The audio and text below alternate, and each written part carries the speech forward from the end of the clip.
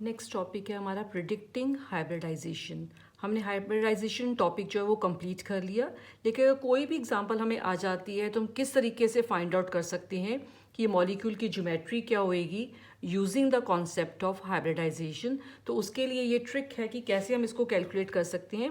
सबसे पहले hybrid orbitals जिसको हम x के साथ डिनोट करते हैं, ये हम कैलकुलेट करेंगे कि सेंट्रल एटम के पास कितने हाइब्रिड ऑर्बिटल्स हैं। और इसको कैलकुलेट करने का फॉर्मूला है हाइब्रिड ऑर्बिटल्स x जो है is equal to half of number of valence electrons हम लेंगे ऑफ सेंट्रल एटम के,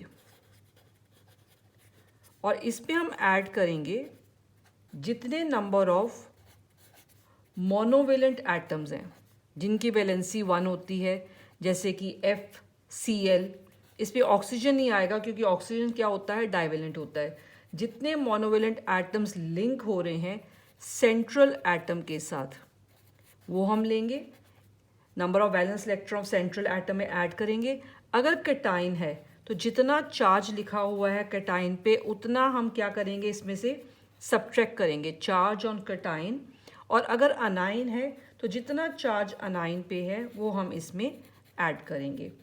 इस तरीके से हमारे पास क्या आ जाएगा, x हाइब्रिड ऑर्बिटल्स का नंबर। तो इसको शॉर्ट में हम ऐसे लिख सकते हैं, x is equal to half of valence electrons plus monovalent atom minus the charge on cation plus the charge on anion लिख सकते हैं। अब इसकी हेल्प से हम शेप को प्रिडिक्ट कर सकते हैं, प्रिडिक्टिंग द शेप।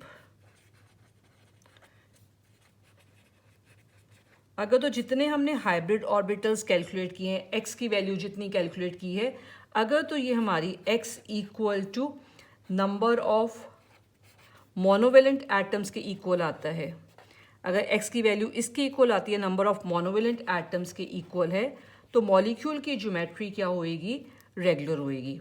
उसमें कोई डिस्टॉर्शन नहीं होएगी बिकॉज उसमें कोई भी लोन पेयर नहीं होएगा।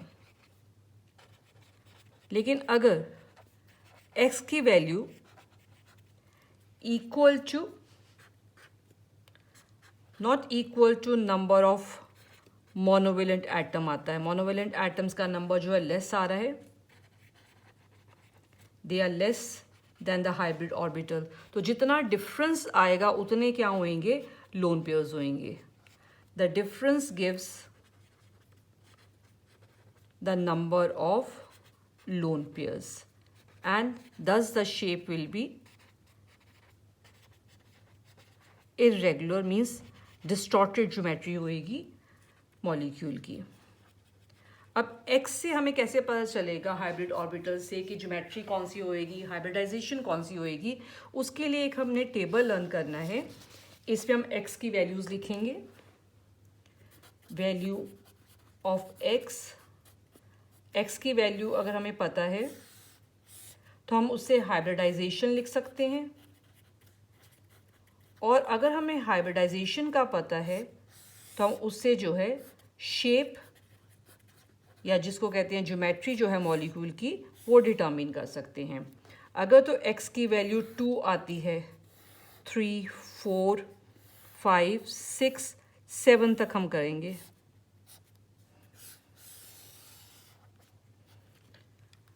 वैल्यू अगर 2 है, 3, 4, 5, 6 एंड 7, अगर x की वैल्यू 2 आती है तो इसका मतलब हाइब्रिडाइजेशन जो है वो sp है, 3 में sp2, 4 अगर आती है sp3, 5 वैल्यू का मतलब sp3d, 6 मतलब sp3d2 और 7 का मतलब है sp3d3 आएगा।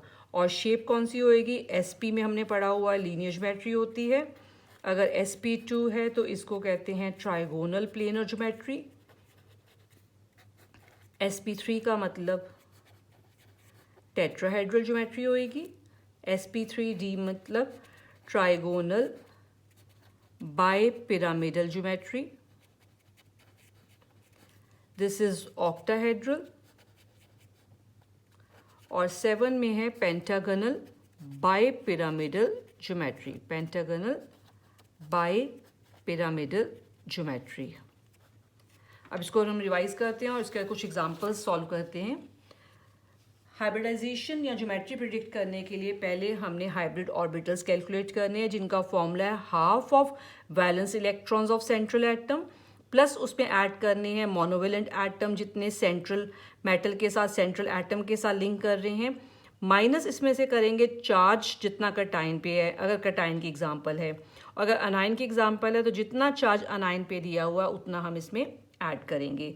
अगर x की value equal to monovalent atom आती है तो शेप मॉलिक्यूल की रेगुलर होएगी, लेकिन अगर x की वैल्यू जो है वो ज़्यादा आती है देन मोनोवेलेंट एटम, तो जितना डिफरेंस दोनों में आता है उतने लोन पेयर होएंगे, मीन्स मॉलिक्यूल की ज्योमेट्री क्या होएगी, इरेगुलर होएगी। अब x की वैल्यू अगर 2 आती है तो sp हाइब्रिडाइजेशन है, लीनियर ज्योमेट्री होएगी। ऐसे ये x की वैल्यूज़ के अकॉर्डिंग हम डिसाइड करेंगे कि हाइब्रिडाइजेशंस कौन सी हैं और ज्योमेट्री मॉलिक्यूल की कौन सी होएगी। अब कुछ एग्जांपल सॉल्व करते हैं। मॉलिक्यूल या आयन की एग्जांपल हो सकती है इसमें। CO2 लेते हैं पहले इसमें, then we will take BF3 example ले लेते हैं, SiF4 PCl5, ये एग्जांपल्स को कवर करते हैं।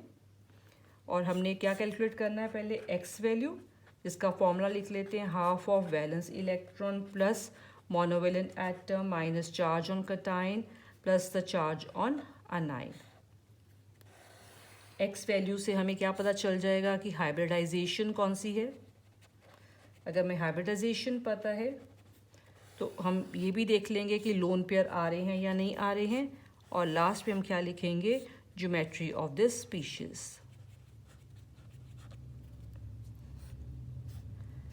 हाँ जी, कार्बन डाइऑक्साइड,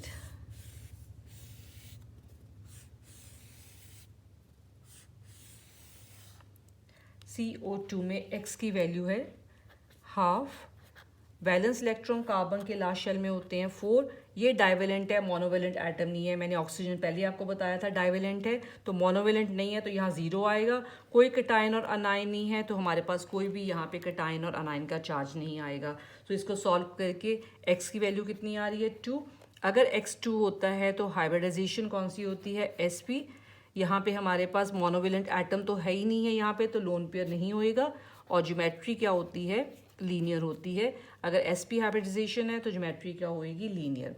BF3 में x की वैल्यू हाफ ऑफ, बोरोन के लास्ट शेल में 3 इलेक्ट्रॉन है और 3 ये मोनोवेलेंट एटम है, 6/2 कितना हो गया, 3 मीन्स हाइब्रिडाइजेशन कितनी होगी, sp2। यहाँ पे जितने मोनोवेलेंट एटम है उतनी x की वैल्यू है, तो लोन पेयर कोई भी नहीं होएगा।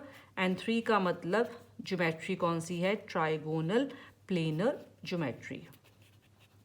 SiF4 सिलिकॉन के लास्ट शेल में 4 इलेक्ट्रॉन है, कंबाइनिंग विद 4 मोनोवेलेंट एटम, 8/2 हो गया 4 का मतलब हाइब्रिडाइजेशन sp3, और ज्योमेट्री कौन सी है, टेट्राहेड्रल। इसमें भी कोई भी लोन पेयर नहीं है बिकॉज x की value equal to monovalent atom है।